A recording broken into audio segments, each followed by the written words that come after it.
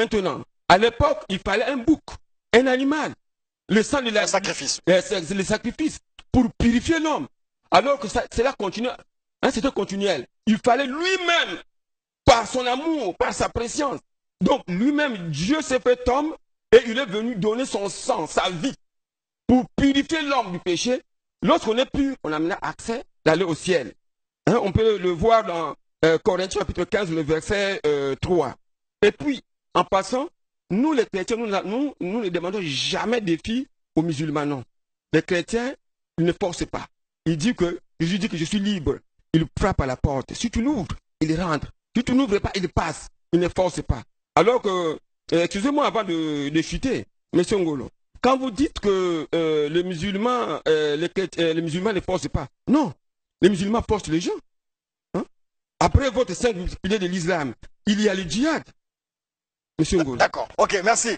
Voilà, donc le pasteur Matala nous a expliqué tout à l'heure, nous a expliqué. Non, ça ne sert pas de répondre sur le djihad, c'est pas ça le sujet. Moi, je retiens ce que le pasteur Matala nous a dit. Il dit, Dieu, le frère Bévélis nous a expliqué Noé, le déluge et tout ça.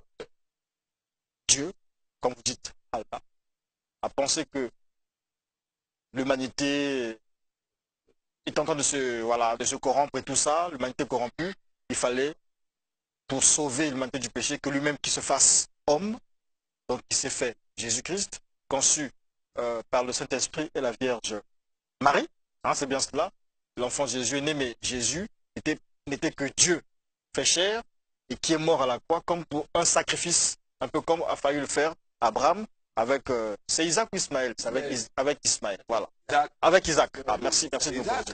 Non, le sacrifice, d'accord, ok, bon, peu importe, au moins il a fallu avoir sacrifice, c'est un peu sur le même type, alors. Isaac.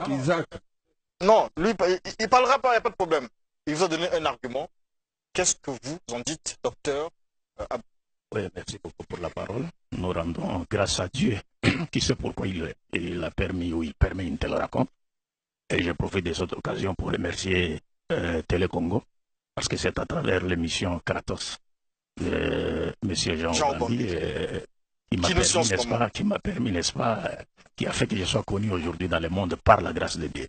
C'est à travers Télé Congo. Je suis vraiment dessus, avec tout le respect que je dois à mes frères qui sont en face de nous. Parce que moi, personnellement, je m'attendais à avoir un débat seul à seul, face à face, avec un pasteur qui représenterait vraiment les chrétiens ou le christianisme. Mais ils sont là, ils représentent les chrétiens. Non, ce qui n'est pas le cas. Deux, à les entendre parler, parce que je connais déjà les frères sonnites, on a déjà fait des débats avec lui. À les entendre parler, je remercie aussitôt Dieu, et partant aussi par ricochet Télé Congo, qui nous permet ce matin, n'est-ce pas, de démasquer le pasteur autoproclamé, qui ne maîtrise rien de la Bible. Et ça, c'est très dangereux. Ouais, un peu, les frères venaient de dire, il dit, nous, musulmans, vous, musulmans, nous avons la Bible, vous avez le Coran, ceci, cela. Je ne sais même pas de quelle Bible parle-t-il. Parce qu'il y a une Bible de 81 livres des Éthiopiens, il y a une Bible de 73 livres, laissez-moi parler, une Bible de 73 livres des chrétiens catholiques, une Bible de 74 livres des chrétiens orthodoxes égyptiens, Bible de 78 livres, Bible de 5 livres des Samaritains, Bible de 24 livres des Juifs, Bible de 66 livres des protestants. De quelle Bible parlez-vous? Vous ne maîtrisez pas cela. Deux, vous avez ici parlé de l'incarnation de Dieu. Dieu se serait incarné à la personne de Jésus. Là, vous êtes en train d'enseigner l'hindouisme. Parce que l'incarnation n'existe jamais dans la parole de Dieu. Vous confondez l'incarnation et la manifestation. L'incarnation, c'est un acte par lequel un être spirituel s'incarne dans un corps physique. Ça, c'est l'hindouisme. Par contre, l'Écriture nous parle de la manifestation de Dieu qui est le reflet de l'absolu sans pour autant être l'absolu. C'est ce que vous ne comprenez pas. Et vous vous dites que Dieu serait venu sur la terre sous forme humaine, à la personne de Jésus, pour se faire tuer sur la croix. Donc cela voudrait dire que nous, humains, nous sommes coupables de déicide. Nous avons tué Jésus. Et à notre grande surprise, Jésus sur la croix, dans votre propre Bible, il dit, mon Dieu, pourquoi m'as-tu abandonné? Ça, c'est à la croix. Lui, il est Dieu. Il crie encore à qui? Qui est celui-là qui l'appelle encore Dieu sur la croix? Si lui-même était le Dieu venu sur la terre sous forme humaine. Alors là, vous êtes en train d'enseigner des choses qui n'existent pas dans la Bible. Il faut faire très attention. Vous risquez d'être frappé par la malédiction qui est annoncée dans les livres d'Apocalypse. 2, 3. Vous parlez de la doctrine de la rédemption. Mon frère a été plus que clair en disant que la doctrine de la rédemption est d'origine satanique. Jésus ne l'a jamais enseigné. La preuve, c'est que le christianisme était capable de transformer aujourd'hui le monde. Il n'y a pas une seule rue, pas un seul village qui aurait été spirituellement et moralement transformé par la prédication de la Bible. Ça n'existe nulle part. Et le taux de péché que le Christ a trouvé à son époque s'est multiplié aujourd'hui par 100 milliards de fois. Jésus peut encore revenir mourir 1 million de fois. Il ne va rien changer parce que le plan du salut de Dieu ne repose jamais sur la croyance à la mort de quiconque. Cette doctrine est d'origine satanique, comme nous l'avons dit, et la preuve se trouve dans la Bible. Je peux donner des preuves ou bien? Non, je m'arrête. Non, j'aimerais m'arrêter là. Hein. Ah. Je vais entendre d'abord la réplique de frère Sony. Vous avez bien. Et après, alors l'évangéliste Sony. Frire les poissons. Vous avez écouté le docteur. Réaction? Merci beaucoup. Merci beaucoup, monsieur le journaliste. Connaissant les trucs et astuces de monsieur Abdul Majid, en choisissant le thème, la mort, nous sommes sauvés par la mort de Jésus-Christ à la croix. Ils ont choisi un thème piège. Je vais m'expliquer. L'humanité, le salut de l'humanité tout entière n'est pas seulement lié, je dis bien, n'est pas seulement lié à la mort de Jésus-Christ à la croix. Le salut de l'humanité tout entière est lié en la personne même de Jésus. Dans la personne de Jésus, nous trouvons la vie de Jésus, nous trouvons la mort de Jésus, nous trouvons la résurrection de Jésus. On ne peut pas vouloir compter de 0 jusqu'à 20 en commençant par 10. Commençons par la vie de Jésus. Quel est l'état spirituel de l'homme qui était mort à la croix? C'est ça le problème. C'est ça le problème. Voilà pourquoi mon frère va me lire le Coran, chapitre 39, verset 5. Oui. Il faut lui tendre le micro. Si vous ne croyez pas, Allah se passe largement de vous, de ses serviteurs. Cependant, il n'agrée par la mécréance. Et si vous êtes reconnaissant, il agrée pour vous. Nul pécheur ne portera les péchés d'autrui. Nul pécheur ne portera les péchés d'autrui. Mais, est-ce que Jésus-Christ, celui qui était mort à la croix, était-il pécheur? C'est ça le problème. C'est ça le nul pécheur ne portera les péchés d'autrui. Leur prophète. C'est un pécheur. C'est un pécheur. Le Coran chapitre 48 verset 2 nous le dit. Non. Écoutez, restez calme. Soyez tolérants. Restez calme. Non. Vous avez cherché à débattre. Vous aurez le temps de débat. Okay. Vous aurez le débat. Afin qu'Allah te pardonne tes péchés, oui, passés et futurs, oui, qu'il parachève sur toi oui, son bienfait, oui, et te guide sur une voie droite. Bien, là il s'agit de Mahomet. Je donne encore un verset. Le Coran chapitre 40 verset 50. 40-55. Oui. Il est écrit: endure donc, car la promesse d'Allah est vérité. Implore le pardon pour ton péché. Bien. Donc là, il s'agit de leur prophète Mahomet. Bon, maintenant, venons à Jésus-Christ, ce que le Coran dit de Jésus-Christ dans le Coran. Okay. Coran chapitre 19, verset 10. Coran 19, verset 19. Il dit: je suis en fait un messager de ton Seigneur pour te faire don d'un fils pur. Bien. Donc là, il s'agit de Jésus-Christ qui est pur. Jésus-Christ est sans péché. Vous voyez donc, c'est quelqu'un, c'est un homme qui est capable de porter les péchés de l'humanité. De porter les péchés de l'humanité. Parce que nous avons lu dans le Coran que nul pécheur ne portera les péchés d'autrui. Mais Jésus-Christ est sans péché. Jésus-Christ est sans péché. Bon, donc nous allons aussi lire Ésaïe qui va le confirmer. Ésaïe, prenez la Bible. Ça sera la dernière lecture. Ésaïe 53, verset 9, et vous lisez le verset 12. Vous prenez 9 et 12 seulement. Vous sautez verset 9. Prenez le verset 9 et vous allez lire le verset. On a mis son sépulcre parmi les méchants, son tombeau avec le riche.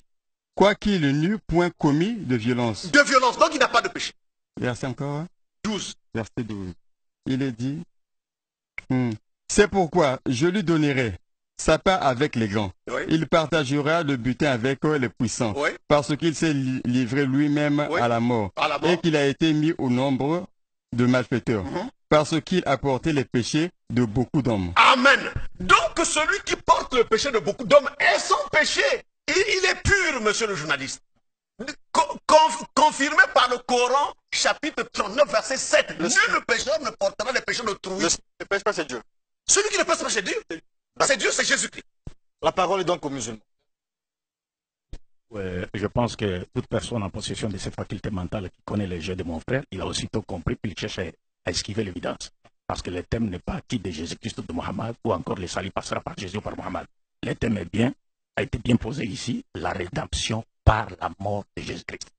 Il fait allusion, il touche à des versets du Coran. Il a expliqué. Oui, il touche à des versets du Saint-Coran qu'il ne comprend pas, qu'il ne maîtrise pas. Parce que d'abord, pour nous, les musulmans, les prophètes ne commettent jamais de péché. Dieu a choisi les prophètes pour les a envoyés pour purifier l'humanité de leurs péchés. C'est-à-dire ordonner ce que Dieu a ordonné, interdire ce que Dieu a interdit, aimer ce que Dieu aime, détester ce que Dieu déteste et devenir un exemple à suivre d'une expression parfaite de la volonté de Dieu. Comment voulez-vous que ces mêmes prophètes soient encore victimes de ce pourquoi ils sont venus condamner? Donc pour nous, le prophète ne pêche pas. En islam, chez nous, c'est comme ça. Les prophètes ne pêchent pas. Donc il a touché un verset qu'il ne maîtrise pas. Je peux l'aider avec un verset. Dans la Bible, Jésus a défié par exemple les Juifs. Il dit lesquels de vous me convaincre à des péchés. Si je dis la vérité, pourquoi vous ne me croyez pas? Coran chapitre 10, verset 16, Dieu demande à Mohammed de défier les Arabes. J'ai passé toute une vie devant vous ici. Pourquoi vous ne comprenez pas? Une vie de sainteté, de piété. C'est le même défi que les prophètes lancent. Mais lorsqu'il cite un verset secondaire, pour que Dieu te pardonne tes péchés passés et péchés futurs. Mais ça veut dire quoi? Les péchés du futur qui n'ont pas encore été commis et qui sont d'office pardonnés. Ça veut dire quoi? Et lorsque vous regardez la vie, vous étudiez la vie du prophète, vous ne trouverez nulle part Mohammed a commis un péché. Mais qu'est-ce que cela signifie afin que Dieu puisse te pardonner tes péchés passés et futurs? Ça veut dire quoi? Maîtriser le langage du Coran avant de vous hasarder à toucher à des versets du Saint-Coran. Moi, non, c'est cela le problème. C'est pour il veut esquiver l'évidence parce qu'il sait que si on restait dans les thèmes, il ne va pas s'en sortir. Le problème, c'est quoi? Le thème, c'est la rédemption par la mort de Jésus. Et nous avons dit ici que cette doctrine est d'origine satanique. Dieu n'a jamais envoyé Jésus-Christ pour se faire tuer sur la croix. Jamais. Jamais. Mais c'est ce qu'on a dit dans la Bible et les pasteurs nous disent. Je donne les versets. Je donne d'abord un verset. Je mets au défi tous les pasteurs qui sont ici. Matthieu chapitre 21, verset 33 à 46. La parabole de vigneron ici. Dans cette parabole, Jésus-Christ nous résume magistral. Il présente le but de la mission de tous les prophètes, y compris le but de sa propre mission. Il nous dit ceci. Il y avait un maître de maison qui planta une ville, l'entoura avec une haie, ainsi de suite. Il a laissé entre les mains des vignerons. Ils ont fait un pacte avec les vignerons.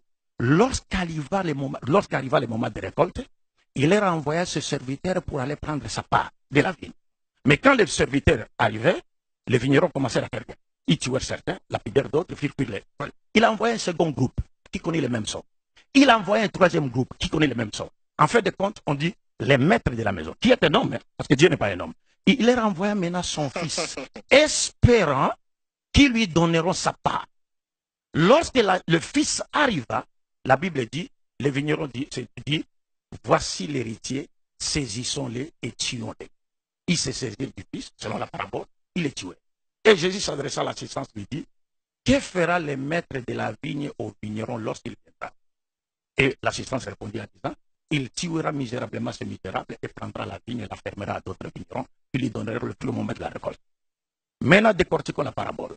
Moi, je peux bien vouloir faire ce petit jeu avec un de nos trois interlocuteurs pour qu'on ne me dise pas que j'ai mal interprété la Bible. Je vais leur poser des questions. Qui représente le maître de la vigne ici? L'homme maître de la vigne représente qui? Nous ne sommes pas les élèves d'Abdou. Non, c'est la Bible, ça. Pour aider pour aider les téléspectateurs. C'est ça votre problème. Parce qu'on a peur de la vérité. Vous avez écouté? Oui.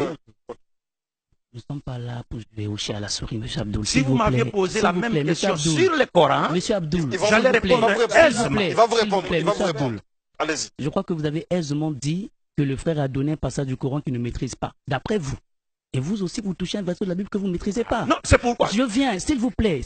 On ne va pas jouer au chat à la souris, s'il vous plaît. On écoute le fond. S'il vous plaît, monsieur Youssouf, s'il vous plaît. On les laisse parler. S'il vous plaît, je vous ai souvent écouté attentivement.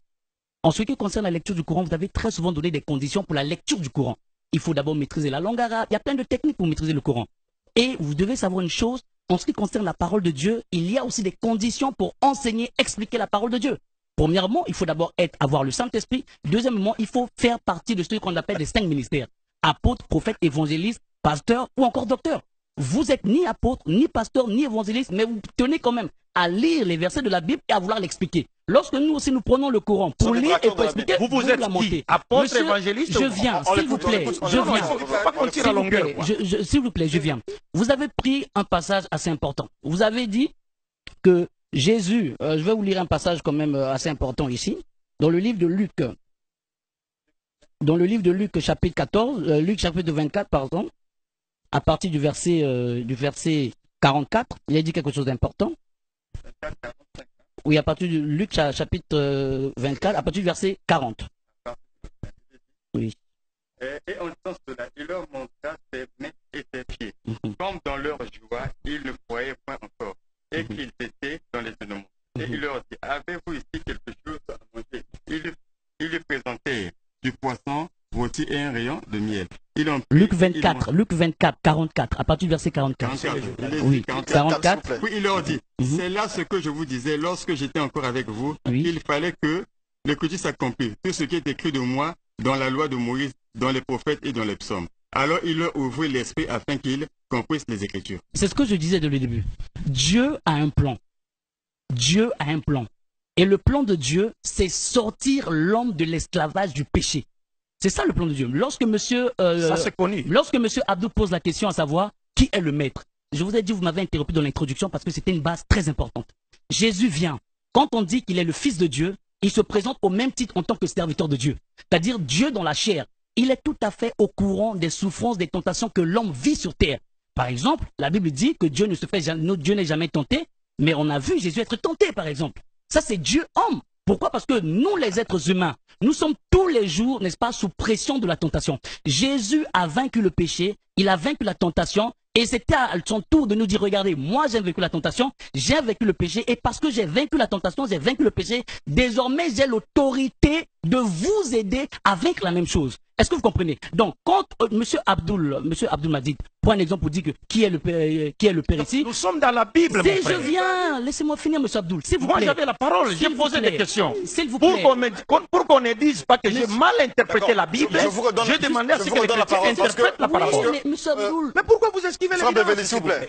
Revenons à la parole de Dieu. Monsieur Abdoul, vous avez vu le piège ici, c'est moi qui pose les questions. Donc désormais, ne posez plus les questions. Vous avez posé la question, il faut lui donner le temps de répondre.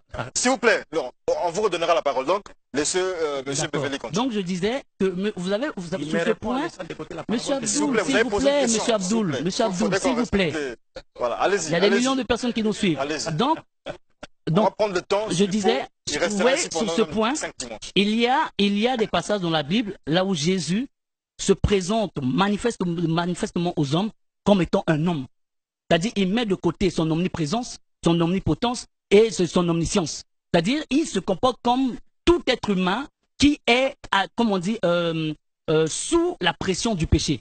Et donc, dans cette parabole, Dieu, Jésus, se présente comme étant celui qui est venu pour servir et non pour se servir. Lui-même, il dit, le Fils de l'homme n'est pas venu pour se servir, mais il est venu pour servir. En ce moment, dans cette parabole qui touche, Jésus se présente comme étant un homme qui est au service de son maître, c'est-à-dire au service de Dieu. Parce que sur terre, il a plusieurs titres. Il est fils de Dieu, il est prophète de Dieu, il est serviteur de Dieu et il est Dieu.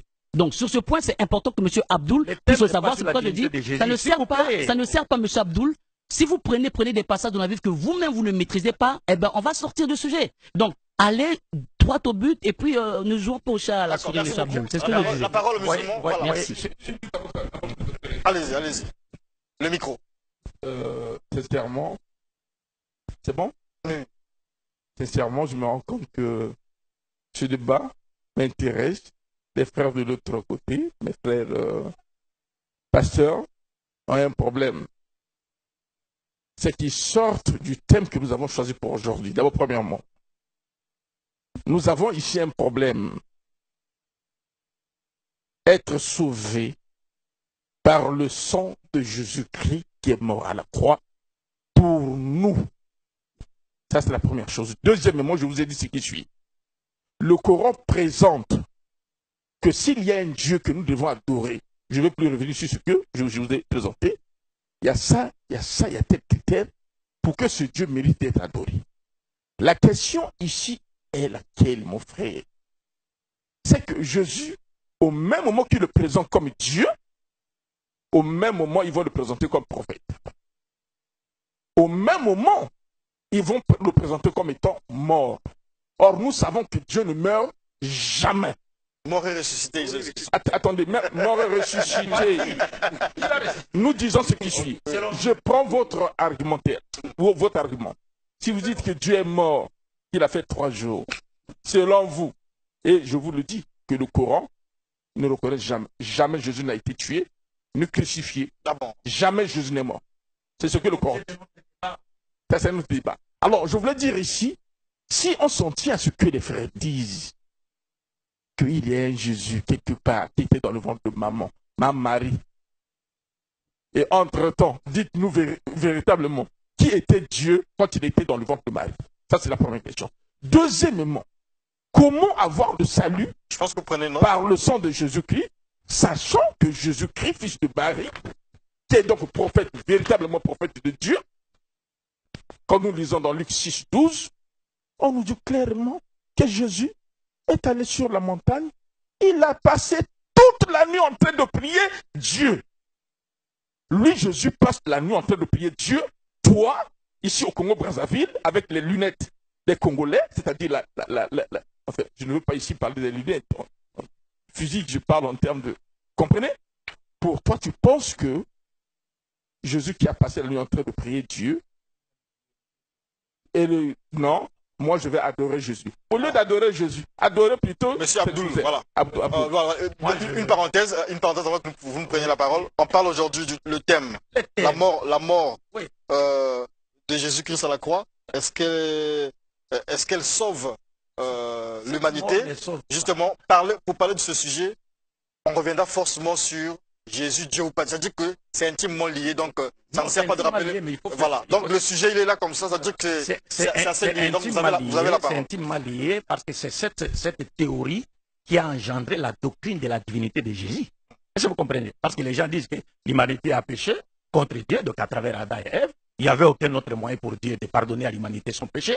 Il fallait qu'on lui offre un sacrifice d'une valeur infinie, parce que le péché a été commis contre un être infini, donc qui est Dieu. Nous qui sommes infinis, nous ne pouvions donc pas offrir à Dieu un sacrifice d'une valeur infinie. Il aurait donc fallu que Dieu lui-même, pour ceux qui croient que Jésus est Dieu, vienne sur la terre sous forme humaine, à la personne de Jésus, pour se faire tuer par ses propres créatures, afin de pardonner leurs péchés. C'est-à-dire, Dieu a fait mourir Dieu pour apaiser la colère de Dieu. Est-ce que vous comprenez? Alors, pour ceux qui croient que Jésus est le Fils de Dieu, Dieu aurait envoyé son Fils pour qu'on le tue. Nous le tuons, et à travers la croyance à sa mort, nous puissions avoir la vie éternelle. Donc, c'est comme un locataire qui doit de l'argent à son bailleur, mais il est dans l'impossibilité, l'incapacité de pouvoir honorer et payer ses dettes. Maintenant, le bailleur lui envoie son fils pour que le locataire tue et lui demande simplement de croire à la mort de son fils pour qu'il oublie ce qu'il lui doit comme argent.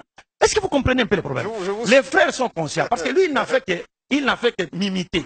Comme j'ai dit aux frères qu'il touche à des versets du Coran qu'il ne maîtrise pas, il a profité, c'est-à-dire la parole pour dire non, toi aussi tu touches à des versets bibliques et que tu ne maîtrises pas. Mais c'est en toute humilité. Il a voulu simplement esquiver l'évidence. Parce que lui, s'il m'avait posé une question sur l'exégèse d'un verset du Saint-Coran, je n'hésiterais pas un seul instant à répondre en tant que musulman, parce que c'est mon livre. Mais moi, je pose une question aux chrétiens. J'ai dit, pour qu'on ne m'accuse pas. Il vous a répondu. J'ai dit, non, il n'a pas répondu. Il est parti à la divinité des histoires qui n'ont rien à voir avec les thèmes. Je vais revenir sur la parabole. Et puis, vous allez voir, si je reviens sur la parabole, aucun d'entre eux ne me contredira par rapport à l'interprétation que je vais donner. Parce qu'ils savent qu'ils ne peuvent pas, ils ont compris. Donnez-nous l'interprétation. Je vais donner l'interprétation. Ils savent qu'ils ne peuvent pas s'en sortir. C'est pourquoi, pour échapper, ils disent non, nous n'allons pas interpréter, nous ne sommes pas venus ici pour apprendre. Nous ne sommes pas les élèves d'Abdul-Mahdi, comme il le dit toujours. Et puis il a repris. Est-ce que vous comprenez? La parabole a été plus que claire. Le maître de la vie dont il est question dans cette parabole de Jésus-Christ, c'est Dieu. La vigne, c'est le symbolisme de la loi que Dieu a donnée aux enfants d'Israël. Les vignerons à qui l'on a remis les champs de la vie, ce sont les juifs incrédules avec à leur tête les chefs religieux, les scribes, les sacrificateurs et les autres. Le serviteur du maître de la vigne, que le maître a envoyé vers les vignerons pour aller prendre sa part de la vigne, ce sont les prophètes que Dieu a inlassablement envoyés aux enfants d'Israël, n'est-ce pas, pour les faire revenir sur le droit chemin. Et on vous dit que les vignerons ont commencé à tuer les prophètes. C'est pourquoi Jésus disait aux enfants d'Israël, Jérusalem, Jérusalem, toi qui tues les prophètes qui te sont envoyés. Combien de fois j'ai voulu rassembler tes enfants comme la poule rassemble ses petits, mais tu ne l'as jamais fait. Alors, Dieu a envoyé des prophètes qui étaient tués. En fin de compte, Dieu s'est dit, Jésus dit dans la parabole, il explique, il dit, les maîtres disent maintenant, comme ils ont tué mes serviteurs, Maintenant, j'ai rappelé ici, j'ai souligné un peu, j'ai dit, les maîtres t'appelaient un homme. Dieu n'est pas un homme. Comme il est dit dans l'homme. Il n'est pas un homme, il n'est pas le fils de l'homme. Il ne peut pas aussi devenir un homme. Est-ce que vous comprenez? Mais ça a un sens. Hein? Parce que quand ils voient le fils de Dieu, ils pensent que Jésus est fils de Dieu au sens littéral du terme. C'est comme ça que les gens se sont égarés. Alors, ici, le maître de la vie, Jésus dit, les maîtres maintenant se décident de leur envoyer son fils. Ces 10 ans, peut-être ils auront du respect pour lui et donneront ma part. Le fils ici représente qui? Représente Jésus. Quand il vient prendre, chercher la part du qui revient au maître de la vigne, selon le contrat qui a été signé entre les deux parties, les vignerons, la parabole dit, Jésus parle dit, quand les vignerons virent les fils, ils se dirent, voici les saisissons les tueurs. Il les saisit, les tueurs. Maintenant, est-ce que dans la parabole des vignerons homicides, les maîtres de la vigne, qui représentent Dieu, a-t-il envoyé ses serviteurs et son fils pour aller se faire tuer par les vignerons? Non. C'est Jésus qui parle ici, ce n'est pas moi, c'est pas moi. Contredisez-moi. Jésus vous montre clairement que les maîtres de la vigne n'a jamais envoyé ses serviteurs et son fils pour aller se faire tuer par les vignerons. Mais il les avait pris, je vais finir, il les avait plutôt envoyés pour aller prendre sa part, la part qui lui revient. Ça veut dire quoi? Quand Dieu a envoyé les prophètes, comme cela est dit dans 2 Chroniques 36, 15, et Jésus-Christ l'a dit dans Matthieu 4, 7, Dieu a envoyé ses prophètes, y compris Jésus-Christ, pour inviter les Israélites à la repentance et à l'obéissance à la loi. Et cette repentance et l'obéissance à la loi devraient produire le fruit de la piété. C'est ce que Dieu attendait des enfants d'Israël sur le plan vertical comme horizontal. Mais la parabole nous montre clairement que le maître de la vigne, qui représente Dieu, n'a jamais envoyé ce serviteur et son fils pour aller se faire tuer par les vignerons, mais plutôt pour aller prendre sa part. Alors, si tel est le cas, pourquoi dites-vous de Jésus-Christ qu'il serait venu, n'est-ce pas, mourir sur la croix, c'est-à-dire que Dieu l'aurait envoyé pour qu'il se fasse tuer sur la croix, afin qu'à travers notre croyance à sa prétendue mort expiatoire sur la croix, nous puissions avoir la vie éternelle. Jésus dit, dans Jean chapitre 19, verset 11, s'adressant à Pilate, il dit à Pilate, c'est pourquoi je vous dis, celui qui me livre à toi a commis un plus grand péché. Jésus n'a pas dit celui qui me livre à toi a commis un péché ou un grand péché. Il dit celui qui me livre à toi pour que je sois tué, je sois mis à mort, a commis un plus grand péché. Comment voulez-vous que Jésus-Christ puisse dire de celui qui l'aurait livré à la mort, qu'il était en train de commettre un plus grand péché, qui le conduira certainement en enfer? C'est pourquoi je vous ai donné ce livre-là, écrit par un abbé catholique. Judas est en enfer, et tous ces pasteurs croient que Judas est en enfer. Pourquoi? Pour avoir livré Jésus à la mort. Comment voulez-vous que le rôle que Judas a joué, de livrer Jésus à la mort, pour qu'à travers cette mort, l'humanité soit sauvée, Judas lui-même est encore sanctionné par le feu de l'enfer. Pour que la prophétie soit accomplie. Au lieu de rentrer dans le paradis. Parce que si n'eût été l'acte de Judas, Jésus ne serait pas mort, selon la foi chrétienne. Donc nous, on n'aurait jamais été sauvés. Mais Judas qui nous aide en livrant Jésus à la mort, est lui-même sanctionné par le feu de l'enfer. Alors Jésus dit à Pilate, celui qui me livre à toi a commis un plus grand péché. Au lieu de dire, celui qui me livre à toi a rendu un grand service à l'humanité. Il dit encore dans Matthieu. Jésus ne voulait pas mourir. Non, c'est ce que les gens confondent les prophéties qui annoncent la mort de Jésus du but de la mission de Jésus. C'est cela le problème des chrétiens. C'est-à-dire, les prophètes, comme Jésus l'a dit, Dieu, il déclare clairement dans lui, il dit, la sagesse de Dieu a déclaré que je leur ai envoyé des prophètes, ils tueront certains, lapideront certains, et d'autres. Donc Dieu savait quand il envoyait, s'il envoyait ses prophètes, il y a certains qui seront tués, d'autres qui seront lapidés, ainsi de suite. Mais est-ce que Dieu a-t-il envoyé ses prophètes pour aller se faire tuer? Non. Donc les gens confondent les prophéties qui annoncent la mort des maîtres des prophètes par les incrédules du but de la mission des prophètes de Dieu. C'est comme si on envoyait un enfant aller nous chercher du pain de l'autre côté de la rue. Maintenant, il ne fait pas attention, il est tamponné par une voiture et quelqu'un se lève pour nous dire non, ils l'ont envoyé pour aller se faire tuer. D'accord. Merci beaucoup, docteur Youssouf Ngolo. Vous avez vu qu'on a laissé parler docteur. Donc, pasteur Matala, l'évangéliste Le Son. Bon, je vais répondre pas à pas. D'abord, je demande avec beaucoup d'humilité et de respect à M. Abdul d'apaiser ses émotions. Bon, premièrement, vous dites que d'abord, votre Bible là, vous croyez que votre Bible là, c'est le livre de Dieu. C'est le Coran, le prophète n'a pas péché, mais monsieur Abdul, il faut avoir un peu du respect.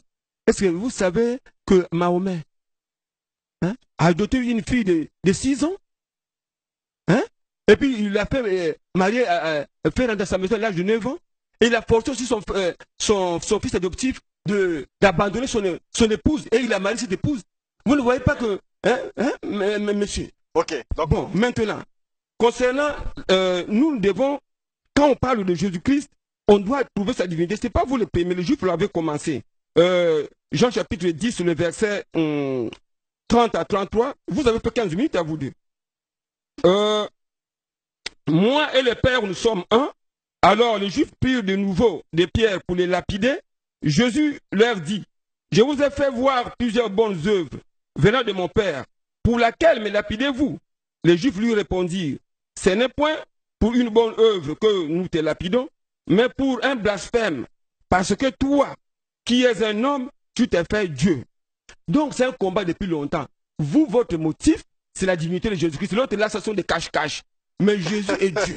Ça, c'est des cache-cache. Donc, quant à nous, c'est-à-dire que vous n'avez rien, vous ne comprendrez rien la Bible, puisque ça ne peut pas être révélé par vous. Ils n'ont pas le Saint-Esprit. Ils n'ont pas le Saint-Esprit. Ils ne peuvent rien comprendre. Quand nous voyons dans 1 Corinthiens chapitre 15, le verset 3. 3 à 4. Je vous ai enseigné avant tout, comme je l'avais aussi reçu, que Christ est mort pour nos péchés selon les Écritures, qu'il a été enseveli et qu'il est ressuscité le 3e jour selon les Écritures, et qu'il est apparu à ce face puis au 11. Et puis, acte 4, 12. Voilà, l'émission se passe en direct. Vous aurez l'occasion de suivre la rediffusion. Il n'y a de mardi, salut minuit. en aucun autre, car il n'y a sous le ciel aucun autre nom qui a été donné parmi les hommes par lequel nous devions être sauvés.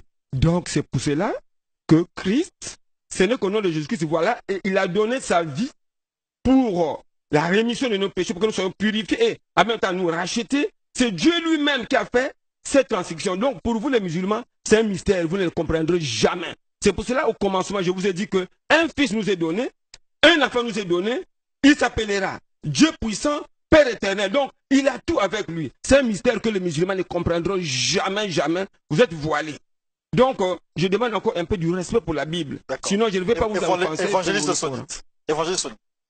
Bon, merci, monsieur le journaliste. Je voudrais commencer à corriger monsieur Abdul Madid. Il a parlé, quand le frère a parlé de la Bible, il dit quelle est la Bible à laquelle vous croyez? Parce qu'il y a plusieurs Bibles. Je présente ici à monsieur Abdul Madid 3 Corans. 3 Corans différents. Qui sont différents les uns les autres. À quel Coran croyez-vous, monsieur Abdul Madid? Bien. Je peux répondre directement. Non, attendez. Vous allez répondre. S'il vous plaît, pas de problème. Vous allez répondre. Monsieur Youssouf Ngolo a dit que l'islam ne reconnaît pas la mort de Jésus. Coran chapitre 19, verset 30. Coran 19, verset 30. 33. Et que la paix soit sur moi le jour où je naquis, le jour où je mourrai et le jour où je serai ressuscité. Tel est Issa, entre parenthèses, Jésus, fils de Marie, parole de vérité dont il doute. Ici, le Coran reconnaît bien que Jésus-Christ dit que la paix soit sur moi le jour où je naquis, le jour où je mourrai et le jour où je serai ressuscité vivant. C'est le Coran qui confirme la mort de Jésus-Christ ici. Donc, et sa résurrection. Donc, c'est des gens qui ne maîtrisent pas le Coran. C'est des musulmans, mais ils ne maîtrisent rien dans le Coran. Et je lance un défi à M. Abdoumouné qui a demandé un débat personnel. S'il peut l'accepter, nous passerons. Bien. Allez-y. Lisez encore le Coran, chapitre 4, verset 159. Le Coran, chapitre 4, verset 159. Coran 4, 159. Il est dit... Oui. Il n'y aura personne parmi les gens du livre qui n'auront pas foi en lui avant sa mort. Avant sa mort, la mort de Jésus. Donc le Coran confirme bien que Jésus-Christ mourra. Jésus-Christ mourra à la croix. Jésus-Christ le point venir rapidement. Allez-y. C'est bien ça. Je crois que vous situez. Alors donc, je continue ma défense pour dire qu'il ne maîtrise rien dans le Coran. Je reviens encore sur l'état spirituel de Jésus-Christ dans le Coran. Dans la Bible plutôt. Prenez la Bible parce que c'est important. En Pierre chapitre 1 verset 22. 1 Pierre 1 verset 22. Oui. Il est dit, ayant purifié vos âmes en obéissant à la vérité, pour avoir un amour fraternel sincère. Aimez-vous. C'est ça? Oh, le verset 20. Verset 21. Il est dit. Qui par lui. Qui à lui croyait en Dieu, lequel l'a ressuscité des morts. Et lui. Un Pierre. Vous êtes en Pierre. Un verset. 1 Pierre, chapitre 1, verset 21. Verset 21. Verset 21, il dit. Qui par lui croyait en Dieu, lequel l'a ressuscité des morts, et lui a donné la gloire en sorte que votre foi soit reposée sur Dieu. C'est pas le bon verset.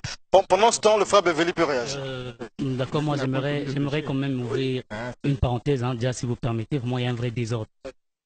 Je comprends pas. Monsieur Youssouf a posé 2 questions qu'on n'a même pas répondu. Ça va de l'autre côté. Bon, tout le monde ne sont plus dans le thème. Non, c'est important. Monsieur Youssouf Ngolo, c'est-à-dire que vous êtes 3, je vous ai donné la parole, Si, je vous ai dit de prendre note. Non, Lorsque vous prenez la parole, toi, vous toi, répondez. il n'y a pas de problème. Toi, tu es maître, il n'y a pas de problème. Mais je m'adresse de 2 côtés. Mettons un peu d'ordre. Ça va dans tous les sens. Les téléspectateurs n'ont rien compris. Monsieur Youssouf a posé la question à savoir, qui était Jésus dans le ventre de Marie? C'est ça la question qu'il a posée. J'aimerais ici répondre à monsieur Youssouf en disant ceci, mais également à tous les téléspectateurs qui nous suivent. Jésus dit, dans le livre de Luc, chapitre 24, à partir du verset 44, à partir du verset 44, puis il leur dit, ce sont ici les paroles que je vous disais lorsque j'étais encore avec vous, qu'il fallait que j'accomplisse tout ce qu'il est écrit de moi, dans la loi de Moïse, dans les prophètes et dans les psaumes. D'accord? Est-ce que vous suivez Et dans les psaumes. Nous avons ici un passage, ça c'est ce que Jésus dit, ce qui est écrit de moi, dans la loi de Moïse, dans les prophètes et dans les psaumes. Mais non, qu'est-ce qu'il est dit de Jésus par les prophètes? C'est-à-dire l'accomplissement de cette prophétie qui avait été annoncée par Jésus. Il est dit ceci, c'est ce que le frère vient de lire tout à l'heure, il dit, car un enfant nous est né, un fils nous a été donné, et l'empire reposera sur son épaule, on l'appellera admirable, le conseiller, le Dieu puissant. Le Dieu puissant. Ça, c'est quel enfant que les hommes vont appeler Dieu? Là, c'est Esaïe qui parle. Ça, c'est Esaïe qui annonce la prophétie sur la naissance de Jésus. Vous comprenez? Il dit, ça, c'est Esaïe qui annonce. En plus, il dit, le Père d'éternité. On sait qu'il n'y a que Dieu qui est éternel. Selon que M.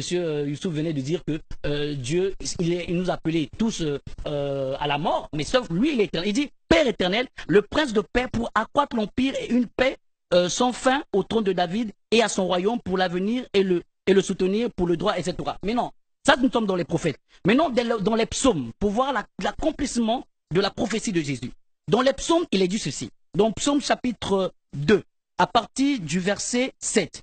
Je vous réciterai cette ordonnance. Yahweh m'a dit, tu es mon fils. Le fils qui a été annoncé dans le livre d'Ésaïe, nous voyons également ce qui est écrit, selon que Jésus a dit. Tu es mon fils, je t'ai engendré. Il y a des gens qui disent que Dieu ne peut pas naître. Mais là, il dit, je t'ai engendré, demande-moi et je te donnerai les nations pour héritage, les extrémités de la terre pour possession. Il dit les extrémités de la terre pour possession, tu les briseras avec un sceptre de fer et tu les mettras en pièces comme un vase de potier. Nous avons également ici ce qu'on appelle l'omnipotence de Dieu.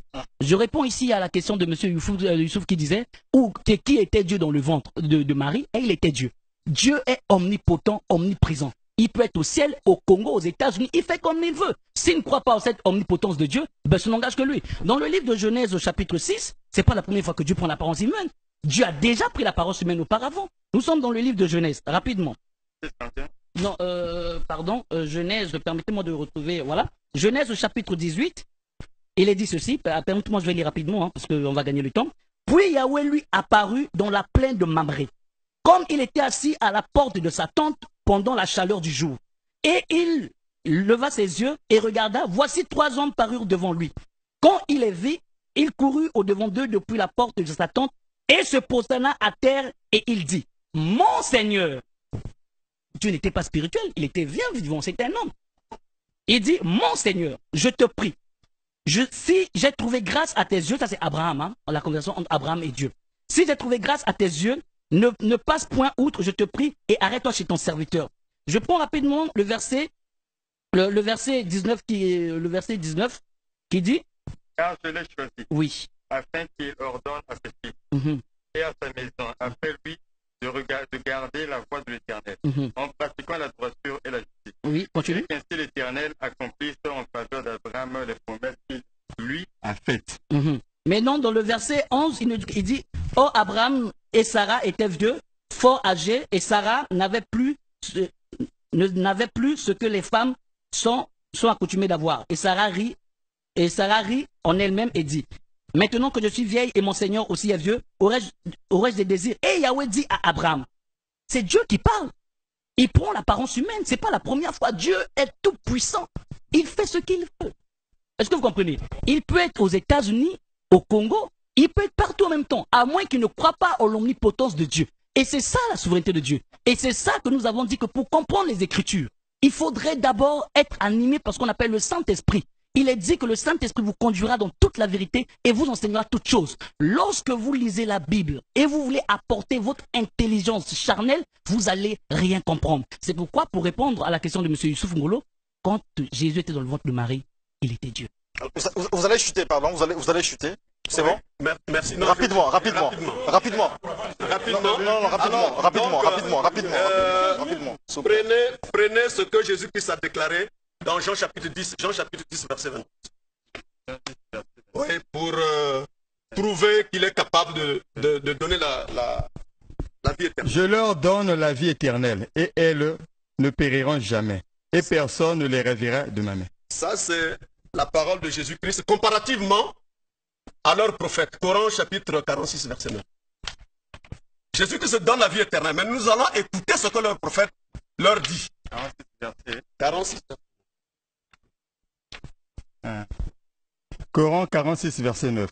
Dit, je ne suis pas une innovation parmi les messagers, et je ne sais pas ce que l'on fera de moi. Je ne sais pas ce que l'on fera de moi, ni de vous.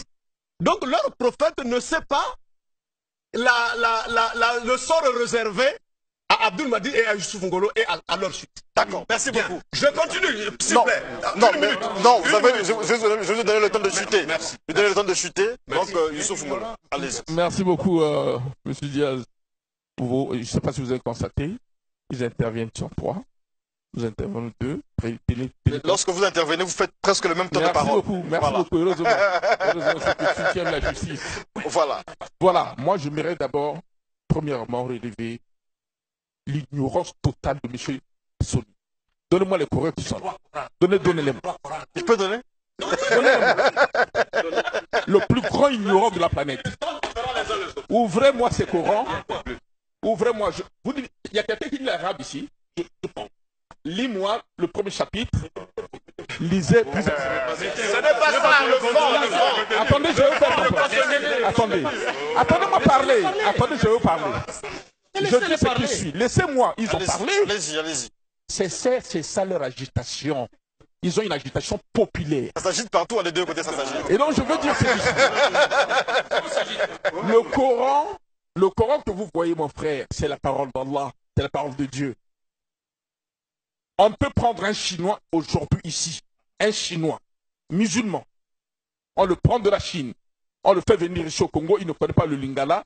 On le met à la mosquée Sunna. Il va diriger la prière. Il dirige la prière. Croyez-vous à Ahmadi, hein? S'il vous plaît. Croyez-vous à Ahmadi, s'il vous plaît. On les croyez à Ahmadi à leur Coran? S'il vous plaît. On l'écoute. Vous voyez? Je dis ce qui suit. On écoute d'abord les autres. Excusez-moi. Allez-y, continue. Je suis poli quand la Continue. Merci beaucoup. Je dis, on peut prendre encore. Je prends un autre pays. Je prends par exemple, un Américain. On le fait descendre ici, il ne connaît pas le Lingala. On le passe dans une des mosquées, soit ma mosquée qui est là à côté. On dit dirige la prière, il va diriger la prière. Qu'est-ce qui se passe? Ici, il ne s'agit pas des Corans. C'est la tradition du sens des versets en certaines langues parce qu'il y a des problèmes. Qu'est-ce qui s'est passé? Les théologiens musulmans ont essayé de réfléchir longtemps. Comment faut-il faire puisque la langue arabe, c'est la langue de la révélation par excellence. Vous ne pouvez pas aujourd'hui parler comme le frère. Après, je vais ramasser tous les versets qu'il a mal compris. Ramassez déjà. Allah, dans le Saint-Coran, dit وَأَنزَلْنَا إِلَيْكَ الذِّكْرَ لِتُبَيِّنَ لِلنَّاسِ مَا نُزِّلَ إِلَيْهِمْ. Muhammad, je ne parle pas en langue, ça c'est la langue arabe. Je te fais descendre la tradition pour que tu rendes clair le message qui est dans le Coran. C'est-à-dire la première personne sur cette terre pour rendre le message clair du Coran, c'est qui? C'est Muhammad. Sur lui, paix et bénédiction. Quand il parle de Jésus, il s'agit très bien de la prophétie de qui? Quand Dieu envoie l'ange pour dire à Marie que tu mettras au monde un enfant, regarde ce qui se passe. Cet enfant, ce jour où il va naître, il y aura la paix. Il vivra, il y aura la paix. Le jour où il va mourir, il y aura la paix. C'est-à-dire, ici, il s'agit de la prophétie. C'est pas la mort de Jésus. Maintenant, pour répondre, pour dire ce qui suit. Si on s'en tient à ce verset qui vient de citer, maladroitement compris, que le jour où je vais mourir, il y aura la paix. La mort à la croix, c'est la paix. Quand on te tape les pointes sur les mains, c'est la paix. Oh, donc il a été crucifié. Mais c'est selon eux. Selon eux. Non, pas selon nous. Mais tu as dit qu'il n'y a pas. Tu as dit que le Coran ne reconnaît pas la mort de Jésus. Non, laisse-moi parler. Tu as dit que le Coran ne reconnaît pas la mort. On l'écoute. Laisse-moi parler. Je veux simplement te dire que c'est faux. Parce qu'il s'agit d'une prophétie. Il a mal interprété parce qu'il s'agit de la prophétie. Pour dire que Jésus vivra en paix sur cette terre, le jour où il va mourir, parce qu'il n'est pas encore mort. Dieu l'a clairement dit dans le Coran, il faut qu'il le lise. Chapitre 3, je prends d'abord chapitre 3, le verset 153, il va 55. Je vais t'élever vers le Seigneur. Allah a élevé Jésus, fils de Marie, qui n'a pas été crucifié, il n'a pas été tué. Donc le Coran se contredit. Non. Qui t'a dit qu'il est pas la contradiction? On peut laisser. Monsieur Sony, je le Vous agitez pourquoi? C'est pas grave. Maintenant, nous prenons ici, Parlez pour ceux qui vous suivent. Nous prenons encore un autre aspect, mon frère. Je ne veux pas t'intervenir parce que mon frère va intervenir. Je prends ici mon frère qui me fait rire. Ah bon, il vous fait rire? Non seulement il me fait rire parce qu'il ne connaît rien de la Bible. Ah d'accord. Il ne connaît rien de la religion. Je préfère peut-être... C'est un pasteur? Non, c'est pas. Il apprend la Bible. Ah d'accord. Je préfère respecter peut-être, je dis ce frère, qui, dans ses interventions, s'appuie sur des arguments. Même si ces arguments sont faux, mais nous savons qu'il est en train de développer. Tandis que lui, il cite ici quelque chose. Regardez. Il fixe le mariage du prophète Mohammed sur le paix bénédiction à 6 ans. Ça, c'est un thème, s'il veut, je vais revenir sur ce plateau, je vais expliquer. Deuxièmement, il parle du mariage de Zainab, qui était la femme de qui? De Zainab. Tout ça, ça ne fait partie des thèmes que nous avons retenus pour aujourd'hui. Pour terminer, je vais dire ce qui suit, mon frère, et à tous les téléspectateurs qui nous suivent. Le Coran, c'est la parole de Dieu, comme Allah l'a dit clairement dans le chapitre Bakara, donc le chapitre 2, au verset 2, vous allez lire que c'est un livre au sujet qui n'a pas de doute. Je laisse au frère Abdul Majid. 2 minutes. Il va répondre. Oui, allez-y.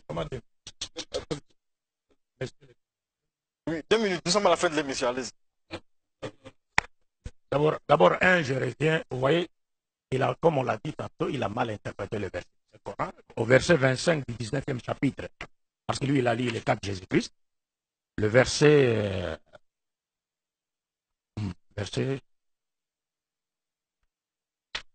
Le Coran parle des gens. Jean-Baptiste, trouve-moi le verset, à partir du verset 14. Dieu dit, paix sur Jean les jours où il naquit. Les jours où il... Que la paix soit sur lui les jours où il naquit, oui. Les jours où il mourra, oui. Et les jours où il sera ressuscité vivant. Vous avez mal. Ça, c'est Jean. Hein? Ça veut dire que Jean était aussi mort et était aussi ressuscité selon la croyance chrétienne. Ça n'a rien à voir avec ça. Vous déplacez les choses de leur contexte pour en faire un prétexte. Parce que vous avez peur des évidences. 2. Vous confondez les canons avec les traductions. Ce sont des traductions du Coran. Même nombre de sourates, même nombre de versets. Ils sont différents. Il y a la traduction Louis II, il y a la traduction Darby, il y a la traduction... Suivez très bien. Non, voilà, écoutez la différence. Suivez maintenant, appréciez, s'il vous plaît, avec tout le respect. Avec tout le respect que je vous dois, j'allais simplement vous exhorter à apprécier votre livre. Quand je parle de canon, ça veut dire la Bible est tobe. La Bible est tobe, à 73 livres. La Bible Louis II a 66 livres. La Bible des chrétiens orthodoxes Ça a été d'Égypte. déjà dit. C'est ça, c'est ce qu'ils ne comprennent pas. Ils confondent les canons avec les traductions. Je peux avoir plusieurs traductions de la Bible qui sont utilisées par des églises de réveil. Darby, Louis II, Tout à l'heure, vous parlez des Ahmadiyya. Même nombre de livres. Vous parlez des Ahmadiyya, c'est le même Coran. Même Coran avec le nombre de versets, mais nous disons ils sont égarés. Même Coran avec le même nombre de versets, même nombre de sourates, mais nous disons ils sont égarés. C'est comme les catholiques qui qualifient les autres chrétiens des égarés. Ou encore les témoins des gens. Vous faites comme les catholiques. Non, c'est-à-dire, le problème, c'est le Coran et les traditions prophétiques qui nous montrent celui qui est égaré du droit chemin et celui qui ne l'est pas, qui n'est pas égaré du droit chemin.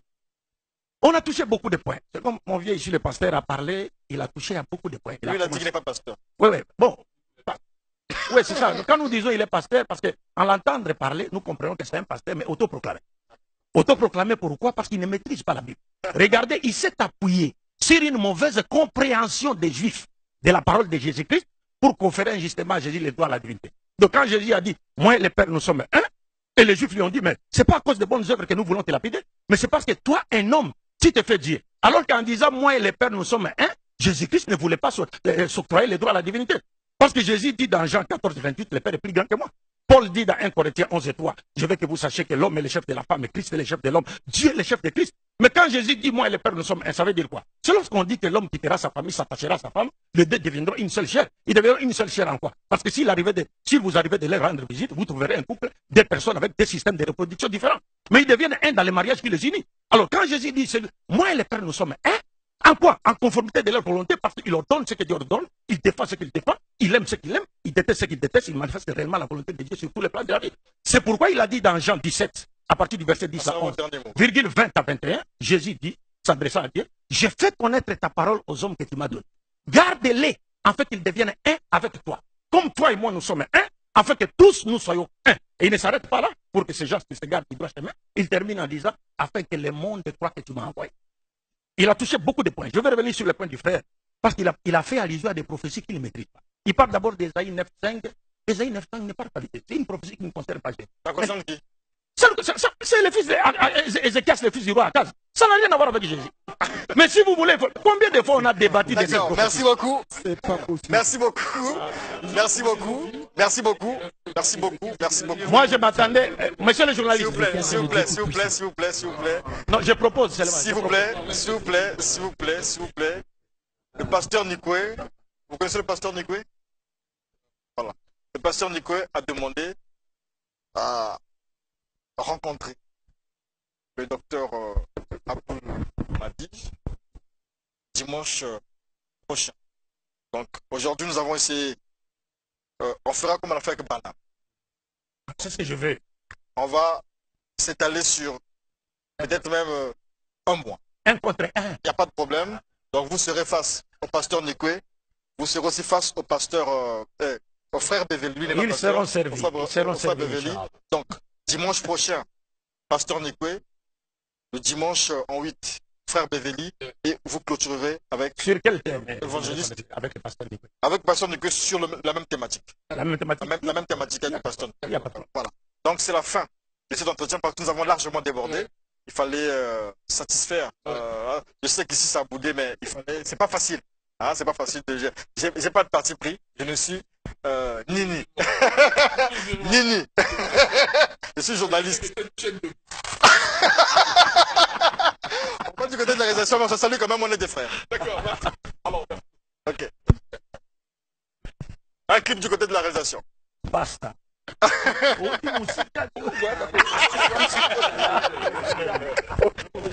polémiquer, hein.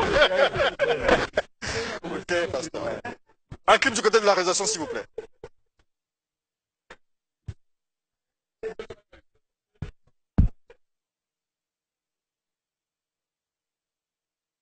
Reste.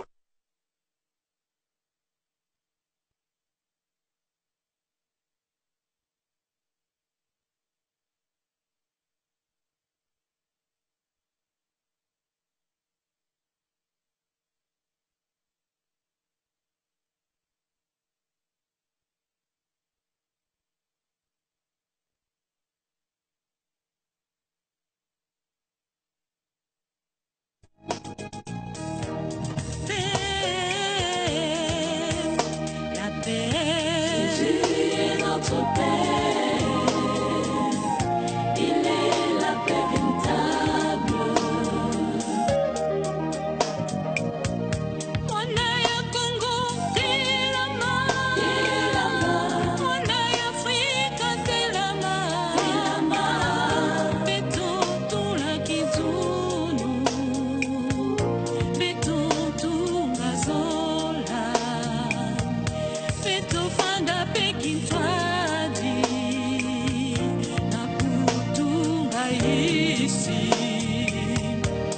kutunga pe divunu telama telama telama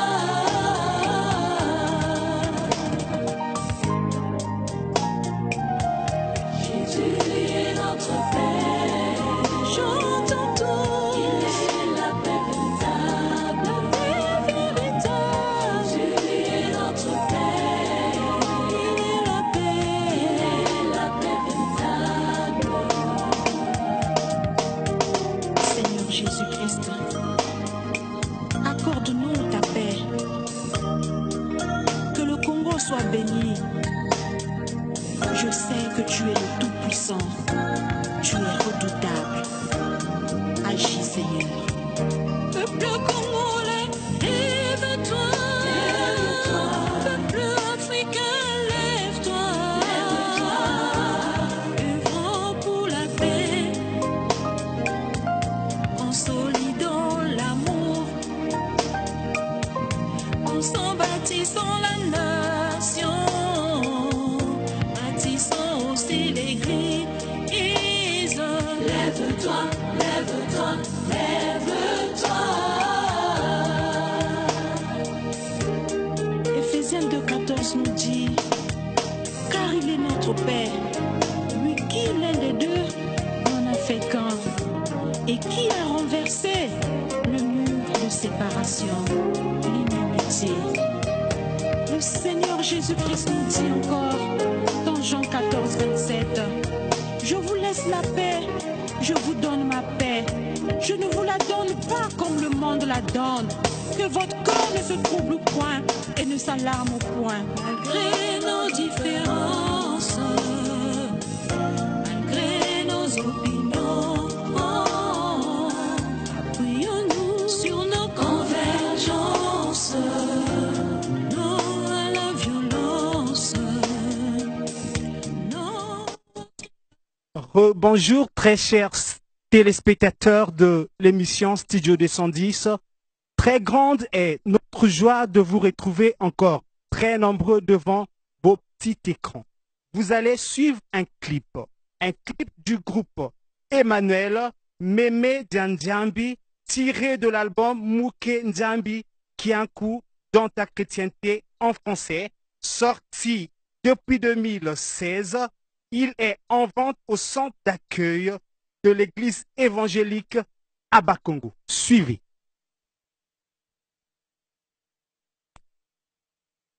Bonjour, donc nous vous disons, vous allez suivre un clip du groupe Emmanuel Mémé Ndiambi tiré de l'album Kiankou Mouké Ndiambi dans ta chrétienté sorti depuis 2016. Il est en vente au centre d'accueil de l'église évangélique de Bakongo. Suivez.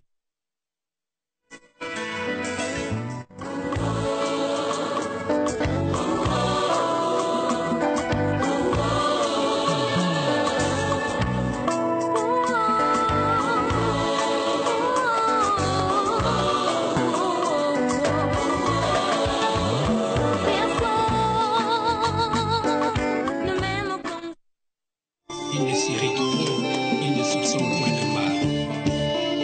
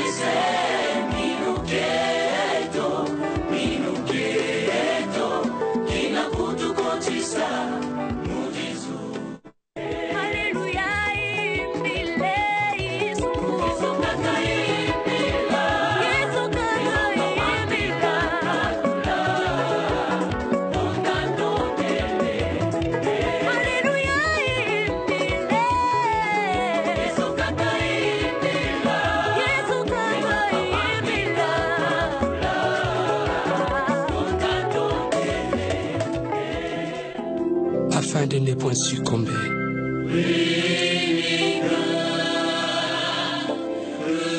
Personne